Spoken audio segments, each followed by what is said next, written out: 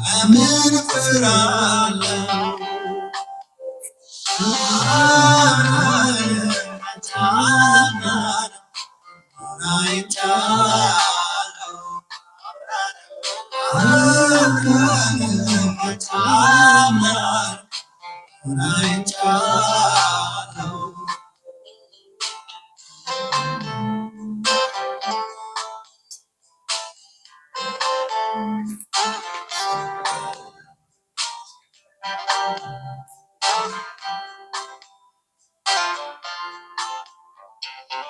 አትሌት ከባድ ዘመኑ አብርሃምን ብቻውን ተመና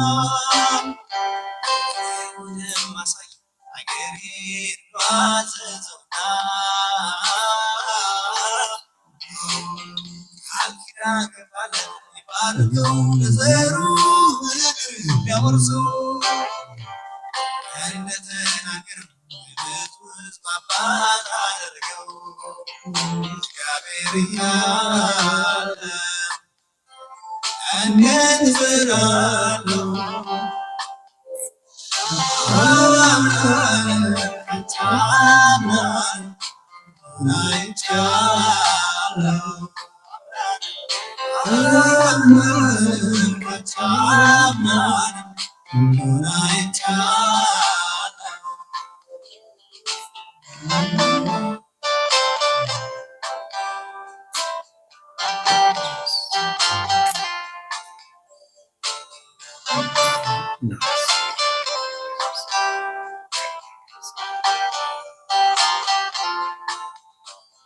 በቃሉ ተናግሮኝ ጠብቄው በጸሎቴ ብትመልሰኝ አባት አለኝ ብዬ ተመክቼ አላሳፈረኝ በፍጹም አልሰጋም ትላለህ አባቴ ቤት ተተከለ ነገም ለሚሆነው አትፈራም አማኑኤል እግዚአብሔር ያለ ለምን እፈራለሁ?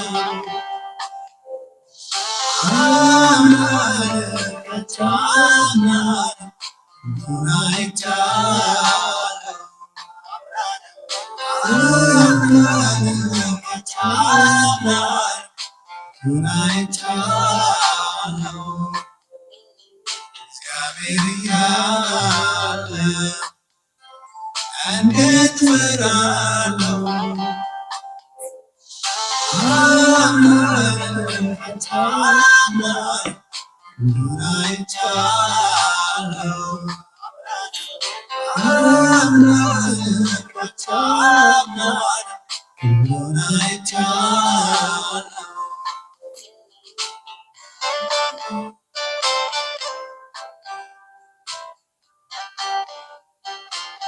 ሃሌሉያ። ሰላም ሰላም፣ የተወደዳችሁ የእግዚአብሔር ቤተሰቦች ሰላም ለእናንተ ይሁን። እግዚአብሔር ስሙ የተባረከ ይሁን። ዛሬ ደግሞ የእግዚአብሔርን ሐሳብ ወደ እናንተ ይዘን መጥተናል። እግዚአብሔር ዛሬ ደግሞ የሚገርም ጊዜ ይሰጠናል። ክብር ለኢየሱስ ይሁን። መጽሐፍ ቅዱስ ሲናገር እግዚአብሔር በአንድም በሌላም ይናገራል ይላል። ስለዚህ ዛሬ እግዚአብሔር በቃሉ ይናገረናል። እግዚአብሔር ያንጸናል። እግዚአብሔር አቅጣጫችን ይቀይረዋል። ዛሬ በስተመጨረሻ ደግሞ እንጸልያለን። መሰበር የሚገባው ቀንበር ይሰበራል። መፈታት የሚገባው ነገር ይፈታል። ዛሬ በኢየሱስ ስም ለውጥ ይሆናል። ዛሬ አንድ ደረጃ ከፍ ትላላችሁ። ክብር ለኢየሱስ ይሁን። እግዚአብሔር ስሙ የተባረከ ይሁን። ዛሬ አዲስ ቀን ነው። ክብር ለኢየሱስ ይሁን። በዚህ አዲስ ቀን አዲስ ነገር በሕይወታችሁ ይሆናል። እግዚአብሔር ስሙ ይባረክ። አጠር ያለ ጸሎት እንጸልይና ወደ እግዚአብሔር ቃል እንሄዳለን። ቅዱስ አባት ሆይ እናመሰግንሃለን፣ እናከብረሃለን። ስለዚህ መልካም ጊዜ ስምህ ይባረክ። አባት ሆይ በጌታ በኢየሱስ ስም እግዚአብሔር ሆይ ዛሬ ደግሞ ለሕዝብ የሚሆን መልእክት እግዚአብሔር ሆይ ስለላክ ስምህ ይባረክ። እግዚአብሔር ሆይ ቃሉን ላከ፣ ፈወሳቸው፣ ከመከራቸው ሁሉ አዳናቸው ተብሎ ተጽፏል። ዛሬ ከዚህ ቃል የተነሳ ይፈወሱ፣ ከዚህ ቃል የተነሳ ይጽናኑ፣ ከዚህ ቃል የተነሳ ይፈቱ፣ ከዚህ ቃል የተነሳ ጨለማ ወደ ብርሃን ይቀየር፣ ከዚህ ቃል የተነሳ የታመሙ ይፈወሱ፣ ያዘኑ ይጽናኑ፣ የወደቁ ይነሱ፣ ወደኋላ የተመለሱ ወደፊት ይምጡ። አባቶ ተባረክ። ለሰሚዎችን ጸጋ ስጥ፣ ለእኛ ደግሞ ለምናገለግለው ደግሞ ያንተ ጸጋ ያግዘን። ክብር ሁሉ ለአንተ ይሁን። ተባረክ በኢየሱስ ስም አሜን። ክብር ለኢየሱስ ይሁን። እግዚአብሔር ስሙ የተባረከ ይሁን። ዛሬ የሚገርም የእግዚአብሔር ቃል ወደ እናንተ ይዘን መጠናል። ርዕሱን እግዚአብሔር እያለ ለምን? ይሄ መልእክት ጥልቅና የብዙ ሰዎች ልብ ውስጥ ያለ ነገር ነው። ልብ ውስጥ ያለ ነገር እግዚአብሔር ካለ ለምን በእንደዚህ መንገድ አልፋለሁ? እግዚአብሔር ካለ ግን ለምን በህይወት ላይ ይሄ ነገር ተከሰተ? እግዚአብሔር ካለ ግን ለምን በእንደዚህ አይነት መከራና ችግርና በእንደዚህ አይነት ውጣ ውረድ ለምን አልፋለሁ ይላሉ። ይሄ የብዙዎቻችን ልባችን ላይ ያለ ጥያቄ ነው። እግዚአብሔር ካለ ለምን? እያገለገልኩ እግዚአብሔር ካለ ለምን? እያመለኩት እግዚአብሔርን በጾም በጸሎት እየፈለኩት ግን እግዚአብሔር እያለ ይሄ ነገር ግን ለምን? ብዙ ሰው በብዙ መከራ ውስጥ በብዙ ችግር ውስጥ ሲያልፍ በብዙ ፈተና ውስጥ ሲያልፍ የብዙ ሰው ጥያቄ ይሄ አለ፣ እግዚአብሔር ካለ ለምን ይላል። ይሄ ጥያቄ ትክክለኛ ጥያቄ ነው፣ ያለማመን ጥያቄ አይደለም። እግዚአብሔር መኖሩን የሚያረጋግጥ ነው። ምክንያቱም እግዚአብሔር ካለ ለምንድን ብለው ነው የጠየቁት። ስለዚህ ይሄ ጥያቄ ትክክል ነው፣ የእምነት ጥያቄ ነው። እግዚአብሔር ስሙ ይባረክ። ኢየሱስ ጌታ ነው። እግዚአብሔር እንዳለ እንጂ እንደሌለ አይደለም። እግዚአብሔር እንዳለ የሚያሳይ ነው ይህ ጥያቄ። እግዚአብሔር እንዳለ የሚያሳይ ነውና ስለዚህ እግዚአብሔር ካለ ለምን ለምትሉ ዛሬ እግዚአብሔር መልስ ይሰጣቸዋል። ዛሬ በብዙ ጥያቄ ውስጥ ያላቸው እግዚአብሔር ካለ ይሄ በሽታ ለምን ከኔ ጋር ቀረበ? እግዚአብሔር ካለ ለምን የጀመርኩት ነገር ተጨናገፈ? እግዚአብሔር ካለ ለምን ይሄ ነገር ተበላሽ ይላሉ ብዙ ሰዎች። ዛሬ ለዚህ ጥያቄያቸው ዛሬ እግዚአብሔር መልስ ይሰጣቸዋል። እግዚአብሔር ስሙ ይባረክ። እስኪ ያፌት በዚህ ጉዳይ ላይ እስኪ የምትለው ነገር እንደ እግዚአብሔር ቃል እስኪ ያሳያል። ሁለት ታሪኮችን ማንሳት ፈልጋለሁ። የመጀመሪያው በነ ማርያም ቤት እና በነ ማርታ ቤት የተካሄደውን ነገር ነው። እሱም በዮሐንስ ምዕራፍ 11 ላይ ያለውን ነው።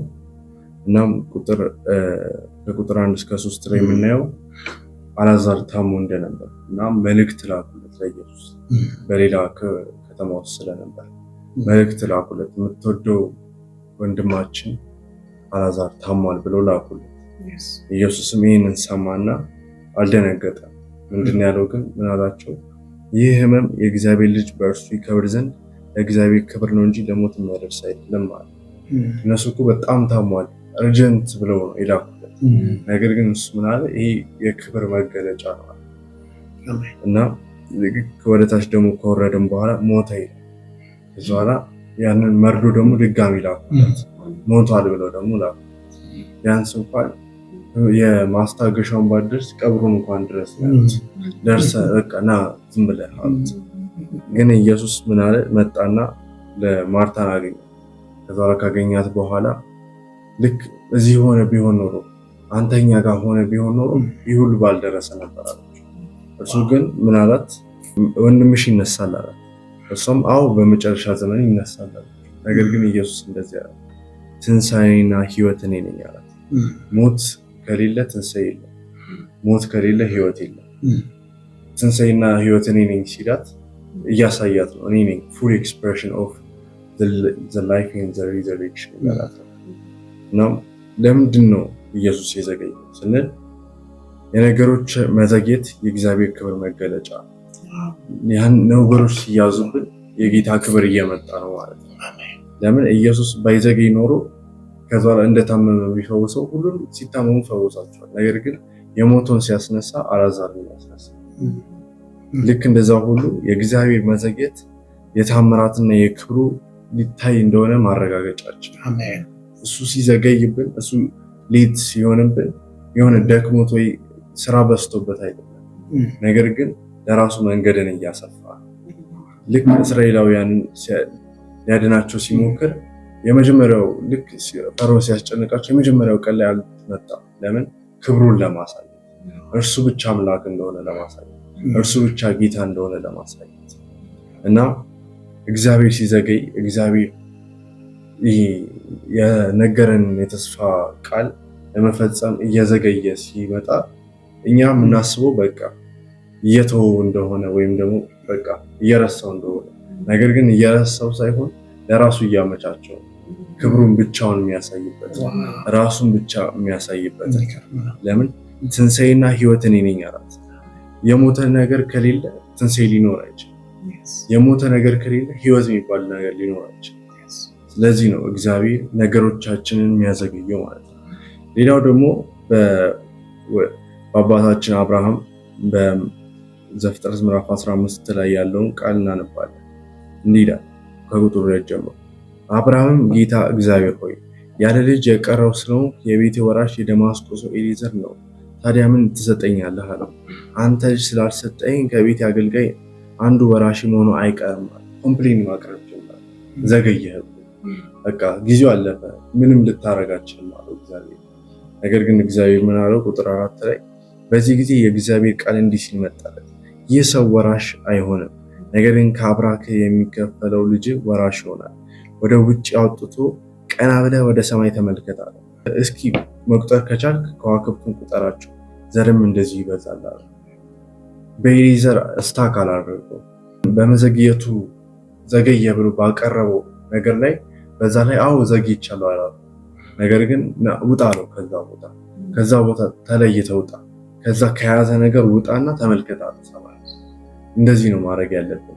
ፕሮብሌማችን ላይ ስታክ ማድረግ ሳይሆን ያለብን እግዚአብሔር ዘገየ እኮ እግዚአብሔር በቃ ረሳኝ እኮ በሚለው ነገር ላይ ሳይሆን መያዝ ያለብን፣ ነገር ግን ከዛ ወጥተን ወደ ሰማይ መመልከት አለብን፣ ወደ ዙፋኑ መመልከት አለብን። ለዚህ ነው የእግዚአብሔር ጊዜ ፍጹም ነው፣ ሊሳሳት አይችልም። የሆነ እግዚአብሔር ደክሞት ወይም ደግሞ አጥሮት ጊዜ በቃ ተጣቦበት ከአንዱ ሰው ወደ ሌላ ሰው ለመሄድ ቆይ ጠብቀኝ የሚል አምላክ ነው። ሕያው የሆነ አምላክ እሱ አምላክ ነው። አምላክነቱ በዚህ ነው የሚታየው፣ እንደ ሰው አይደለም እሱ። ለዚህ ነው በኢሳይያስ ምዕራፍ 60 ቁጥር 22 ላይ ምን ይላል? ከአንቺ ታናሽ የሆነው እሺ ከሁሉም የመጨረሻ ታናሽ ኃያል መንግስት ይሆናል።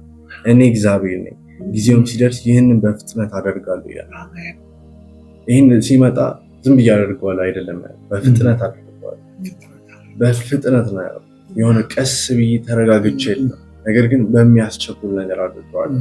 ይህንኑ ቃል ዕንባቆም ምዕራፍ 2 ቁጥር 3 ላይ ለራሱ ይደግማል። ምን ይላል? የሚዘገይ ቢመስል ጠብቀው፣ በእርግጥ ይመጣል፣ ከቶ አይዘገይም ይላል። ለሰው ጊዜ ነው እንጂ የሚዘገየው ለእግዚአብሔር አይዘገይም። ለዚህ ነው አይምሯችንን ፊክስ ማድረግ ያለብን፣ በሰው አቆጣጠር ሳይሆን በሰማያዊ አቆጣጠር መኖር ያለብን። ለምን? አዲስ ክሪኤሽን ሆነ ነው፣ በራሳችን ግምት ውስጥ አይደለም ያለ ነው። ማይንድ ሴታችን መቀየር አለበት። እግዚአብሔር አይዘገይም፣ እግዚአብሔር ደግሞ አይቸኩልም። ነገር ግን በራሱ ጊዜና በራሱ ሰዓት ላይ የሚንቀሳቀስ አምላክ።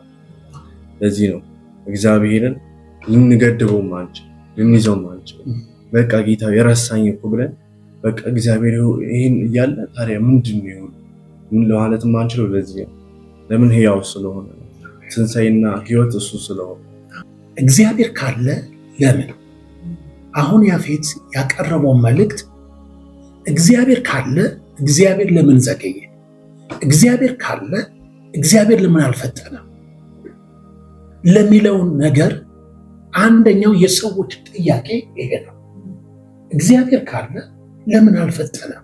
በጉዳይ ላይ እየሞተ ባለው ጉዳይ ላይ እየከሰረ ባለው ነገር ላይ እየሞተ አፋፍ ላይ ያለ ባለው ጉዳይ ላይ ለምን ጌታ ፈጥኖ አልመጣም ይላሉ ሰዎች። ለምን ጌታ በተናገረው ነገር ለምን ዘገየ? ጌታን በጾም በጸሎት ጠራሁት፣ ጌታ ግን ለምን ዘገየ? የመጀመሪያው ጥያቄ ይሄ ነው። ጌታ ካለ ለምን አልፈጠነ? ጌታ ካለ ለምን ዘገየ? ይሄንን መልስ ነው ዛሬ በያፌት በኩል የመጣው ማለት ነው። እግዚአብሔር ካለ ለምን አልፈጠነ? ይብዙ ለምን ነገር ያልፈጠረም? ለምን ነገር ያልቸኮለ? የማርያምም የነ ማርታም ጥያቄ ይሄ ነበር። የአብርሃምም ይሄ ነው። እግዚአብሔር ለአብርሃም ተስፋ ቃል ነው የገባለት ልጅ እንደሚሰጠው፣ ግን 25 ዓመት ነው። በዚህ 25 ዓመት የአብርሃም ስጋት ነበረው፣ ቅድም ያፌት የገለጸው ነገር። ለዚህ ነው እግዚአብሔር ዘገየ ብላ ሳራ ባለቤቷን አብርሃምን ወደ ሌላ መንገድ እንዲገባ እግዚአብሔር ስላልፈጠነ፣ እግዚአብሔር አልፈጠነም፣ እግዚአብሔር ዘገየ ብላ ነው አብርሃምን ወደ ሀገር። ቅድም ያፌት እንዳለው እግዚአብሔር ግን አይዘገይም። ኢሳይያስ 60 ላይ ያፌት የጠቀሰው እኔ እግዚአብሔር በጊዜው ምን አድርገዋል? አፋጥነዋለሁ አለ። ክብር ለኢየሱስ ይሁን። ዛሬ እግዚአብሔር ካለ ነገር ለምን አልፈጠነም? እግዚአብሔር ካለ ነገር ለምን ዘገየ ለምትሉ የእግዚአብሔር ቃል እንደዚህ ይላል፣ እግዚአብሔር በጊዜው እኔ አፈጥነዋለሁ አለ። ዛሬ በኢየሱስም ነገራቸው ይፈጥናል። ዘገየ ያላችሁት ነገር ይፈጥናል። ቆመ ያላችሁት ነገር ይፈጥናል። ሞተ ባላችሁት ነገር ላይ ትንሣኤ ይሆናል። ኢየሱስ ወደ ማርያምና ወደ ማርታ ሲመጣ ትንሣኤ ነው የሆነው። ሃሌሉያ! እግዚአብሔር ይባረክ። አያቸው ወገኖቼ፣ ኢየሱስ ምን አለ? ይሄ ክብር አላቸው። ይሄ ለሞት አይደለም ማለት ነው። የእግዚአብሔር ክብር ይገለጥበት ዘንድ ነው። የጌታ መዘግየት ወገኖቼ የእግዚአብሔር ክብር መገለጫው። አሜን። ክብር ለኢየሱስ ይሁን። ከያፌት ካለው ጋር ትንሽ ልጨምር ብዬ ነው። እስኪ ደግሞ ቤቢ ደግሞ አንቺ ደግሞ የምትይው ነገር ካለ ደግሞ በይን ደግሞ በዚህ ዙሪያ ላይ ደግሞ የምናገረው በዮሐንስ ወንጌል ምዕራፍ 21 በዚሁ 1 ከቁጥር 1 እስከ 6 ያለውን እናነባለን። በጌታ በኢየሱስ ስም አነባለን። ከዚያም በኋላ ኢየሱስ በጥብርያዶስ ባህር አጠገብ ለደቀ መዛሙርቱ እንደገና ተገለጠላቸው። እንዲህም ተገለጠ፣ ስምዖን ጴጥሮስና ዲዲሞስ የሚባለው ቶማስ፣ ከገሊላ ቃና የሆነው ናትናኤል፣ የዘብዴዎስ ልጆች ከደቀ መዛሙርቱ ሌሎችም ሁለቱ በአንድነት ነበሩ። ስምዖን ጴጥሮስም አሳ ላጠምድ እሄዳለሁ አላቸው። እነርሱም እኛም ካንተ ጋር እንመጣለን አሉት። ወጥተውም ወደ ታንኳይቱ ገቡ። በዚያችም ሌሊት ምንም አላጠመዱ። መቼ? በዛች ሌሊት ምንም አላጠመዱ። በነጋም ጊዜ ኢየሱስ በባህር ዳር ቆሞ፣ ደቀ መዛሙርቱ ግን ኢየሱስ መሆኑን አላወቁም። ኢየሱስም ልጆች ሆይ አንዳች የሚበላ አላችሁን አላቸው። የለንም ብለው መለሱለት። እርሱም መረቡን በታንኳይቱ በስተቀኝ ጣሉት ታገኙማላችሁ አላቸው። ስለዚህም ጣሉት። በዚያም ጊዜ ከአሳው ብዛት የተነሳ ሊጎትቱት አቃታቸው ይላል።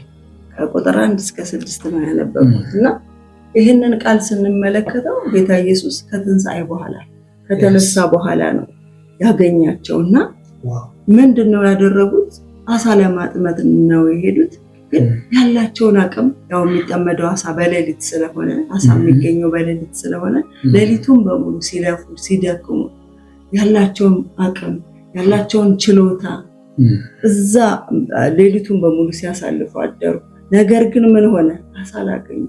ለፍተዋል፣ ደክመዋል፣ ብዙ ዋጋ ከፍለዋል።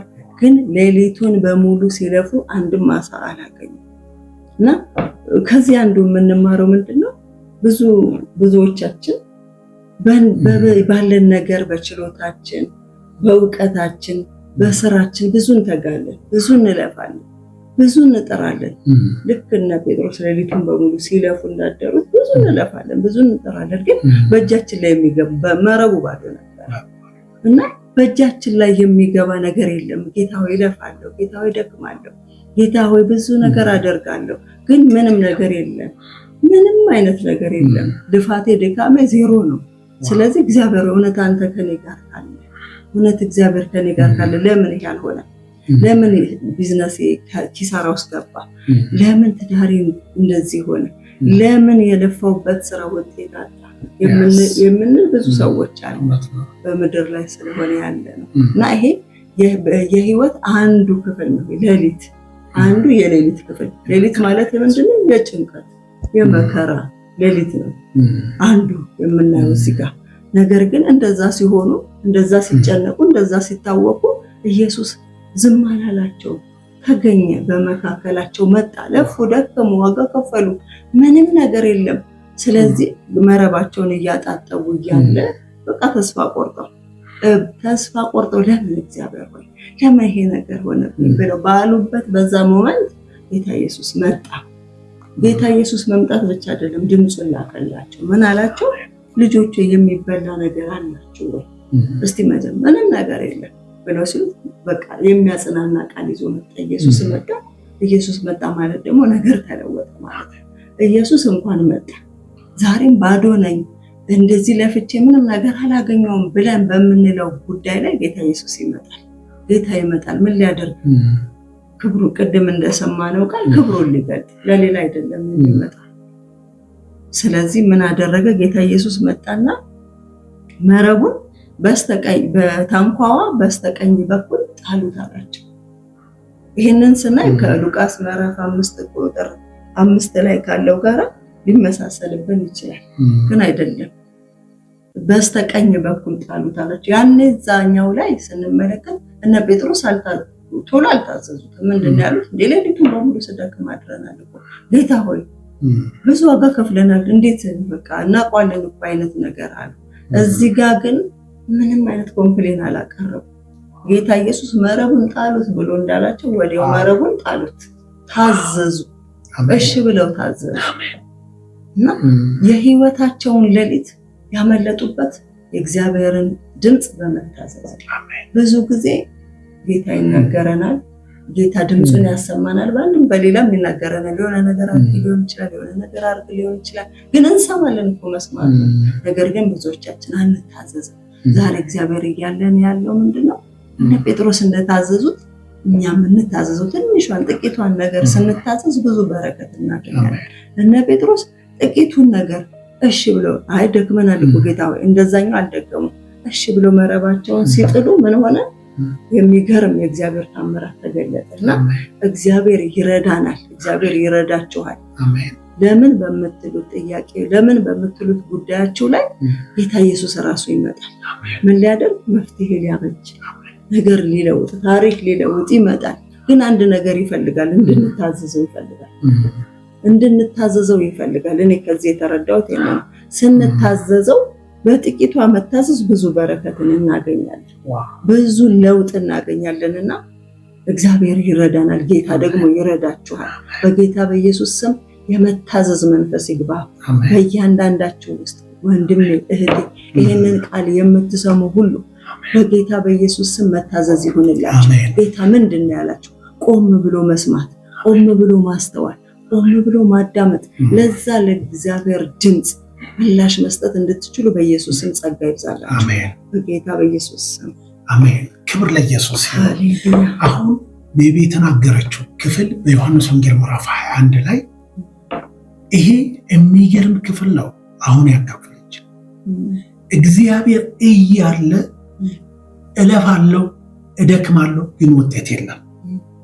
ደቀ መዛሙርቱ ይሄ አሁን ያነበበችው አሁን ይህን ቃል በሷ በኩል እግዚአብሔር የላከው ምንድነው? የመከራ ሌሊት ይባላል። ደቀ መዛሙርቶች ያሳልፉት የመከራ ሌሊት ነው። ስለዚህ ምንድነው? ደከሙ፣ ለፉ፣ ውጤት የሚባል ነገር ግን የለም። አሁን ያልሽ አይገርም? ልክ እንደዚህ አይነት ነገር የሰው ልጅ ሲያጋጥመው ወይ አማኞችኛ ሲያጋጥመን እግዚአብሔር እያለ እደክማለሁ፣ እለፋለሁ፣ ግን ውጤት የለም። ለምን? እግዚአብሔር እያለ ለምን? ጌታ ካለ ለምን? እግዚአብሔር እያለ ለምን? እግዚአብሔር እንዳለ ያውቃል። ስለዚህ ለምን? ለዚህ ነው ደቀ መዛሙርቶቹን ኢየሱስ ክርስቶስ ያለው ነገር ይሄ ነው። በቃ ባጠገባቸው ቆሞ ግን አላወቁትም። ባጠገባቸው ቆሞ ግን አላወቁትም ይላል መጽሐፍ ቅዱስ አይደለ? መረባችሁን ታንኳ በስተቀኝ ምን አድርጉት? ጣሉት አለ። እግዚአብሔር ይመስገን። አልተከራከሩትም። ቅድም ቤቢ የተናገረችው በጣም የሚገርም መልእክት ነው። አልተከራከሩትም። ጌታው ሌሊቱን ሁሉ ደክመናል፣ ለፍተናል፣ እንደዚህ አድርገናል፣ የተቻለን አቅም እነዚህ ሰዎች ችሎታ አላቸው፣ ብዙ ነገር አላቸው። ግን ለኢየሱስ ወዲያው የታዘዙት መረቡ ጣሉ ሲላቸው ወዲያው የታዘዙት። እግዚአብሔር ይመስገን። አሜን። ወዲያው የታዘዙት ብሶታቸውን አልነገሩትም፣ ወዲያው ታዘዙ። እግዚአብሔር ስሙ ይባረክ። ትልቅ መልእክት ነው። ጥቂት መታዘዝ ትልቅ በረከት ያመጣል። ታዘዙ። የሚገርም መልእክት ነው ወገኖቼ። እንደክማለን፣ እንለፋለን፣ ውጤት የለም። እግዚአብሔር እያለ ግን ለምን ውጤት አትበላም? ዛሬ ጌታ መልሱን ሰጣል። እግዚአብሔር ይመስገን። በጌታ በኢየሱስ ስም መረባችሁ ባዶ አይሆንም። ጓዳችሁ ባዶ አይሆንም። በኢየሱስ ስም አካውንታችሁ ባዶ አይሆንም። ህይወታችሁ ባዶ አይሆንም። እግዚአብሔር እያለ ለምን ባዶ ሆንኩ ለምትሉ፣ እለፋለሁ፣ ደክማለሁ ግን ለምን ውጤት አጣው ለምትሉ እግዚአብሔር ውጤት ይሰጣቸዋል። በጌታ በኢየሱስ ስም እግዚአብሔር ውጤት ይሰጣቸዋል። ክብር ለኢየሱስ ሲሆን አሜን። ወገኖቼ ከኔና ከእናንተ የሚጠበቀውን ብቻ እንናገርና እንጸልያለን። አሜን። እንደዛ እናደርጋለን። እግዚአብሔር እያለ ለምን አልፈጠነ? ለምን አልዘገይም? አንደኛውን ክፍል ነው ያሳየናቸው። እግዚአብሔር እያለ ለምን በዚህ መከራ አልፋለሁ? እግዚአብሔር እያለ ለምን በዚህ በሽታ አልፋለሁ? እግዚአብሔር እያለ ለምን በር ይዘጋብኛል? እግዚአብሔር እያለ ለምን ውጤታማ ማልሆነው? እግዚአብሔር እያለ ለምንድን ነው በላይ መሆን ሲገባኝ በታች የሆንኩት? እግዚአብሔር እያለ ለምንድን ነው ሰው የደረሰበት ደረጃ ያልደረስኩት? እግዚአብሔር እያለ ለምንድን ነው ያልተባረኩት? እግዚአብሔር እያለ ለምን? ይህን በአዲስ ኪዳን በብሉይ ኪዳን ትልልቅ የእግዚአብሔር ሰዎች በልባቸው የተናገሩት ነገር ነው። እዩ በብዙ መከራ፣ በብዙ ችግር፣ በብዙ ፈተና ያለፈ ሰው ነው። ግን አንድ ቃል ሲናገር ነበር። ኢዮብ ምዕራፍ 30 ቁጥር 20 ላይ እግዚአብሔር ሆይ ወደ አንተ ጮኽኩ፣ ነገር ግን አልመለስክልኝም። በፊትህ ቆምኩ፣ አንተ ግን ዝም አልከኝ። አንተ ግን ምን አልከኝ አለ? ዝም አልከኝ። አይገርም? ወደ አንተ ጮኻለሁ፣ በአንተ ፊት ነኝ ያለሁት።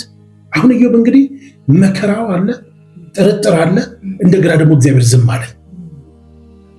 ከዚህ የተነሳ እግዚአብሔር ሆይ ዝም አልከኛል። ወገኖቼ አንድ ነገር ልንገራችሁ፣ በመንፈሱኛ አንድ ነገር ልንገራችሁ። የእግዚአብሔር ዝምታ እግዚአብሔር በስራ ላይ እንደሆነ የሚያሳይ ነው። አሜን። እግዚአብሔር በስራ ላይ ነው። ክብር ለኢየሱስ ይሁን። እግዚአብሔር በስራ ላይ ነው ወገኖች። የእግዚአብሔር ዝምታ የእግዚአብሔር በስራ ላይ መሆን ያሳያል። ክብር ለኢየሱስ ይሁን። አሜን። ሃሌሉያ። ኢየሱስ ጌታ ነው። ስለዚህ በስተመጨረሻ ምን እናድርግ? መዝሙር 27 ላይ ቁጥር 17 ላይ እስኪ ያፌት አንብቡ። እግዚአብሔርን ተስፋ አድርግ፣ አይዞ በርታ፣ እግዚአብሔርን ተስፋ አድርግ። ዛሬ ምንላችሁ ይሄ ነው ወገኖቼ። እግዚአብሔርን ጠብቁት፣ እግዚአብሔርን ተስፋ አድርጉት፣ ጽኑ፣ በርቱ፣ በጸሎት ጽኑ። አሜን። በእምነታችሁ በርቱ፣ በክርስቶስ ያላችሁን እምነት ጠብቁ። አሜን። ሃሌሉያ። ዛሬ እታመማችሁ፣ ዛሬ በር ለተዘጋባችሁ፣ ዛሬ እግዚአብሔር በዚህ ጉዳይ ላይ ዘገየ ለምትሉ በጌታ በኢየሱስ ስም እንጸልያለን። እጃችን ዘርግተን እንጸልይላችኋለን። ቅዱስ አባት ሆይ እናመሰግንሃለን። በጌታ በኢየሱስ ስም የሕዝብን ጥያቄ አሁን እንድትመልስ ጸልያለሁ። በጌታ በኢየሱስ ስም ጥያቄያቸው ይመለስ። በኢየሱስ ስም ያልፈጠነው ነገራቸው ይፍጠን።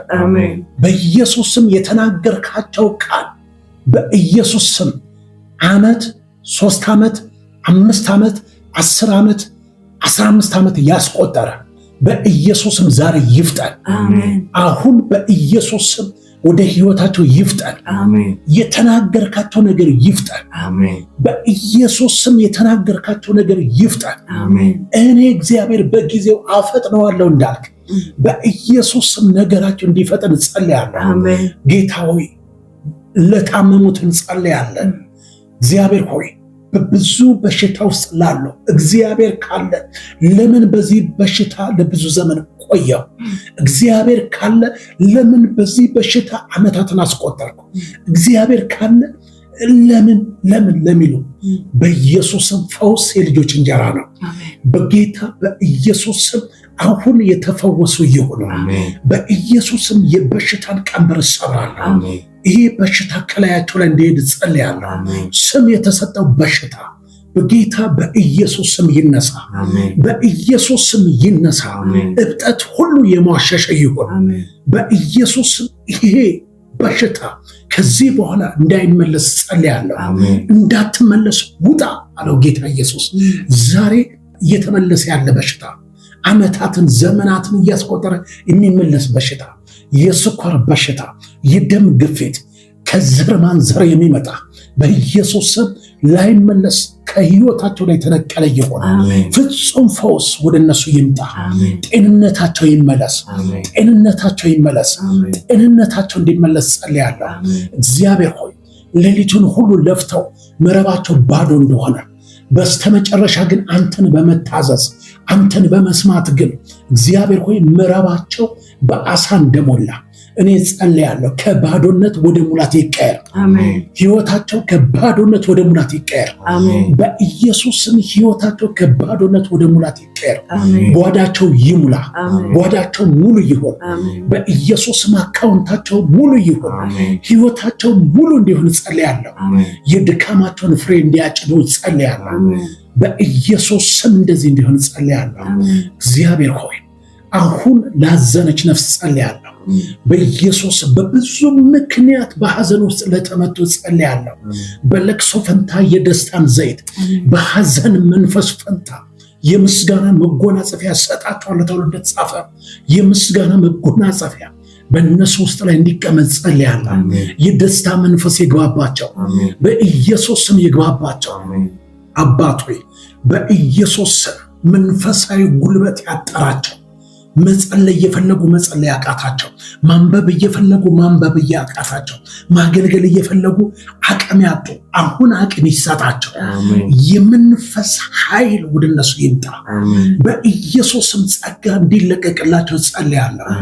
በኢየሱስ ስም ነገራቸው ሁሉ እግዚአብሔር ሆይ በመንፈስ ኃይል እንዲበረቱ ጸልያለሁ።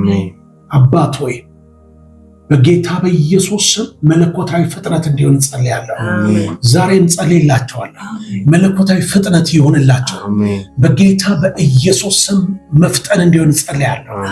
በኢየሱስ ስም መለኮታዊ ፍጥነት እንዲሆን ጸልያለሁ። ኤልያስም በአካብ ፊት በሰረገላው ፊት ቀድሞ እንደሄደ እንደፈጠነ ዛሬ የሚያፈጥን የእግዚአብሔር እጅ በእናንተ ላይ ይቀመጥ። የእግዚአብሔር እጅ በኤልያስ ላይ ነበረች። በአካብ ፊት በሰረገላው ፊት ፈጥኖ እንደሮጠ በኢየሱስ ስም በእግዚአብሔር እጅ ቀዳሚ እንዲሆኑ ጸልያለሁ። በኢየሱስ ስም ፍጠኑ። መለኮታዊ ፍጥነት ወደ ህይወታቸው ይምጣ። ይሄ መለኮታዊ ፍጥነት ፈጣን የሚያደርጋቸው ይሄ መንፈስ እንዲያገኛቸው ጸልያለሁ። እግዚአብሔር ሆይ በደም ይሸፈኑ። እግዚአብሔር ካለ ለምን ለሚሉት ጥያቄ ሁሉ አሁን ስለተመለሰው ስም ይባረክ። ለአንተ አሳልፈን ሰጠን በኢየሱስ ስም አሜን። እግዚአብሔር ይባርካችሁ። እግዚአብሔር ዘመናችሁን ይባርክ ወገኖቼ። እግዚአብሔር ካለ ለምን ለምትሉት ነገር ሁሉ ከዚህ በኋላ ጥያቄያችሁ ተመልሷል። ተባረኩ። በጣም እንወዳችኋለን። አገልጋይ ያፌት እግዚአብሔር ይባርክ። አገልጋይ ጽዮን ሰለሞን እግዚአብሔር ይባርክሽ። ተባረኩ። በጣም ጸልዩልን። እናገለግላችኋለን። ዘመናችሁ እግዚአብሔር ይባርክ። ተባረኩ። አሜን።